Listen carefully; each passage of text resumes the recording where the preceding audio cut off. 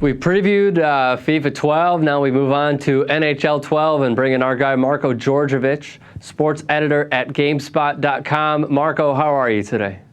Pretty good. Yourself? I'm doing great. EA Sports, it seems like they have instituted more contact in their games with the impact engine in FIFA 12. Now in NHL 12, it seems like the goalies are taking a beating. Glass is breaking more often. Is this something that they wanted to institute this year in their games?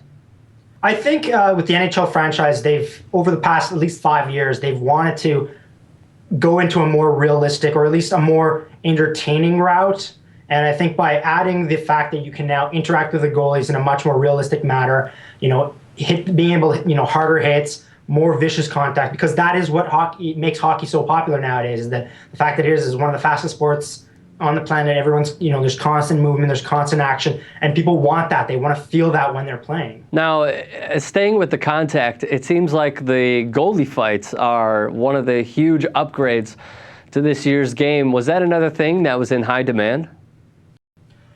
I wouldn't say it's necessarily high demand. It's just one of those niche things that happens, and when it does happen, especially in real hockey, people really pay attention to it. You'll watch SportsCenter, you'll watch any sports program in Canada or the United States, and if there's a goalie fight, it stands out because it's such a rarity in hockey.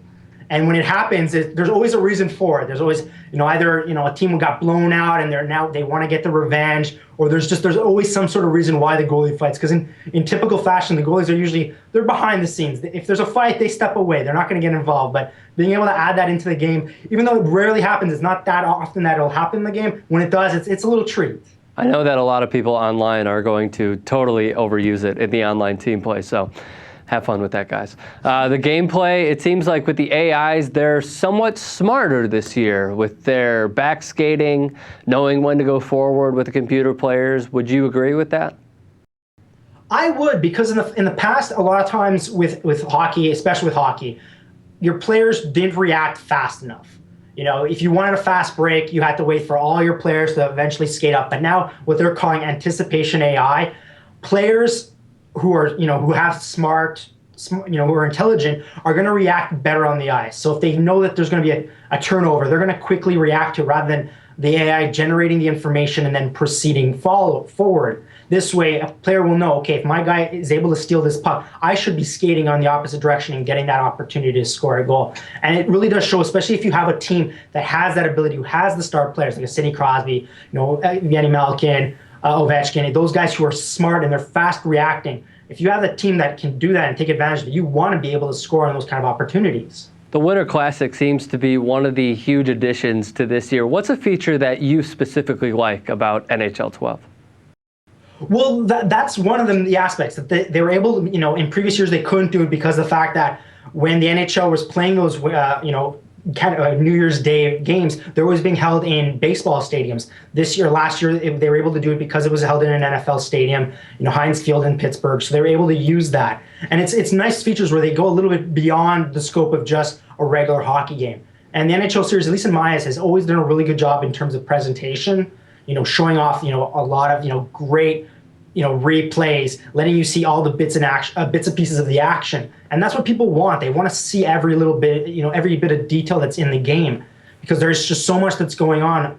There might only be 5 skaters and a goalie per team, but there's just so much going on. You want to be able to see all that, and the presentation is a key part of that. One thing, however, is that with the Winter Classic, it's not going to be in every stadium, correct? It's not going to be just in Chicago if you choose the Blackhawks.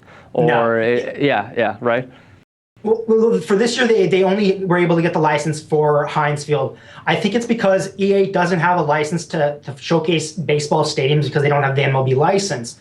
So getting that license is a little bit more expensive. And since EA already has the exclusive rights with the NFL through Madden, they were able to use Heinz Field. And I think for this year, where it's being held in whichever stadium, the baseball stadium the Phillies play on January 2nd, they're not going to be able to use that because of the fact that they don't have the licensing. Maybe EA is trying to get that license, and eventually they'll have more stadiums available. But I think right now it is just one of those. They're able to do it this year, and maybe later along the lines they'll add other fields, because it would be nice, because they've done it both in Canada and the United States. So it'd be really cool to feature as many stadiums as possible. Well, doesn't EA Sports have enough don't they have enough generating revenue that they could get the license for these ballparks?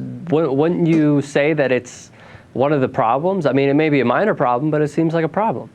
Well, that's the thing. Maybe they are right now actively looking, and maybe it'll be a surprise. Maybe as DLC come January, they're like, guess what, guys? We've got the Winter Classic. Now you can play the Flyers and the Rangers in, the 2012 Winter Classic. It's possible. Maybe that's something they're just keeping quite quiet. They haven't mentioned anything yet. That could be something they're holding on to, as a way of keeping the product selling later on in the year. Now, are there any glitches that they should know about, that people should know about in NHL 12?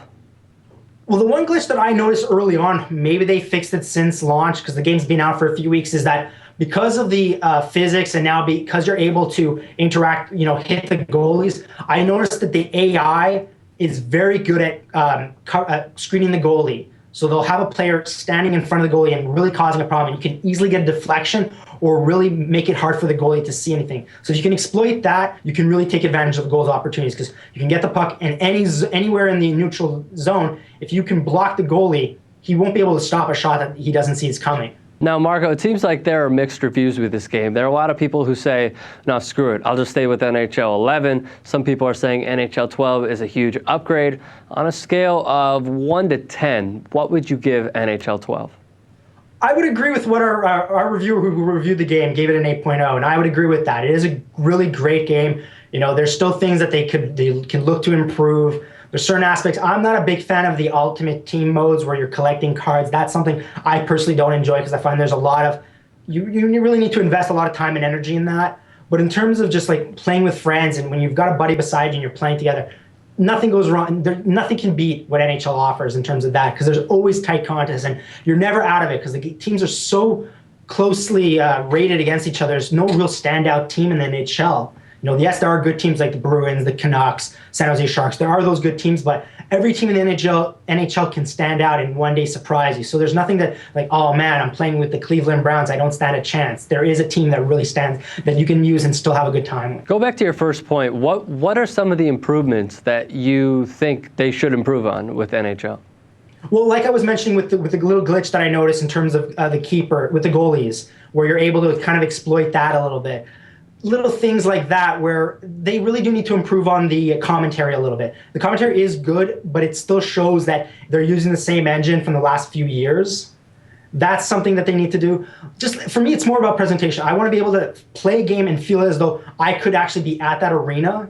And just little things like that, like fixing the crowd, making that a little bit more dynamic. They've done a good job with incorporating, breaking of glass, having, the contact where players will lose their helmets, they're going to lose, gloves and stuff, and they're going to feel it. That's what I really like, and I want more of that. Do you think that with the commentary, do you think that that's possibly too complex and asking too much, or do you think that is something that they can legitimately improve on without the repetition that they have right now? I think they could improve upon it. There's always going to be some repetition. That's bound to happen. There are only 30 teams in NHL, even with you including, the world teams and the world leagues from Europe. You're bound to have some repetition. So that's going to happen. But you kind of want a little bit more interaction between the commentary team. You want to feel as though you're listening to a real broadcast and they're giving you insightful information. And little things like that, just like giving the history. Like now with the new Winnipeg franchise, talk about the history of the Winnipeg team a little bit more so and in more detail and about some of the players and just like focus on players. Like they are doing that now in terms of during the game, showcasing one specific player, how they've done in that particular match. If they can kind of incorporate that in season mode and talk about throughout the season, just a little bit more detail, that's what I would like. Lastly for you, Marko, is this a must-buy for hockey fans like myself? If you're a hockey fan, most definitely. And even if you're not a hockey fan, if you're looking for a hockey game to play, the learning curve for NHL is so minute. You can jump in and right away start playing. They really do a good job. EA does a good job on making controls easy to grasp. And even if you don't want to use the right analog stick, there are a lot of things that you can just, incorporate using, just the two buttons, pass and shoot. And a new person can get in and not really have to worry about, being good right at the offset. They can, learn quickly and then they'll feel as though they've really accomplished something later on. Marko, do you give out your gamer tag publicly for people to find you online and play with you? Yeah, for sure. If they want to. Okay, what are those? If you're playing on PlayStation 3, my gamer tag is Strathcona FC I'll spell it for you. It's STRATHCON, and then F, and then C.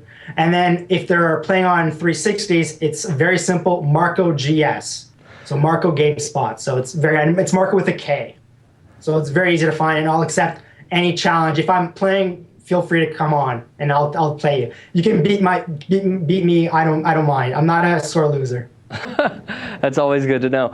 Marko Djordjevic, the sports editor for GameSpot.com. Thank you very much for the time again. We appreciate it. No problem. It's a pleasure. Hi, I'm Ben Mankiewicz along with Rookie Mankiewicz, and we have a message for you, don't we, pal? Line. Subscribe to TYT Sports. Do your job!